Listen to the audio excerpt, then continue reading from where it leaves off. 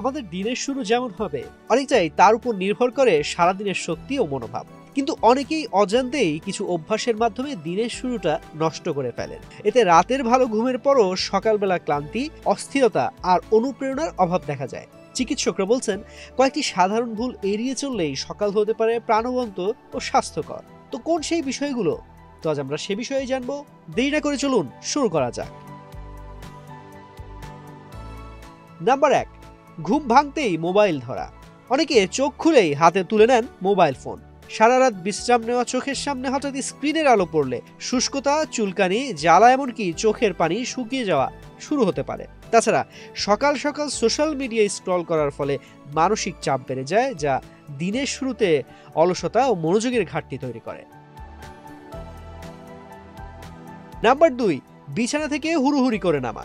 ঘুমের সময় রক্ত সঞ্চালন ধীর হয়ে যায়, তাই ঘুম ভাঙার পর ধীরে ধীরে শরীরকে স্বাভাবিক অবস্থায় আনতে হবে। প্রথমে 2-1 মিনিট বসে থাকুন, তারপর ধীরে ধীরে পা মাটিতে রাখুন। হঠাৎ উঠে দাঁড়ালে মাথা ঘোরা বা রক্তচাপ কমে যাওয়া ঝুঁকি থাকে। নাম্বার 3, খালি পেটে চা বা কফি পান। অনেকে মনে করেন সকালের শুরুতেই গরম চা বা কফি না হলে দিনটাই ভালো যায় না, কিন্তু খালি পেটে ক্যাফেইন অ্যাসিডিটি বাড়িয়ে দিতে পারে, গ্যাস ও হজমের সমস্যা তৈরি করে। পাশাপাশি দুধ, চিনি দেওয়া চা বা কফি অতিরিক্ত ক্যালোরি ও পটাশিয়ামের মাত্রা বাড়ায়, যা কিডনির জন্য ক্ষতিকর হতে পারে। নাম্বার 4, দাঁত ব্রাশ না করে চা কফি খাওয়া। সকালে ব্রাশ না করে সরাসরি চা বা কফি খেলে মুখের ব্যাকটেরিয়া মিশে দাঁতের এনামেল ক্ষয় করে এবং দুর্গন্ধ ও ক্যাভিটি তৈরি করে।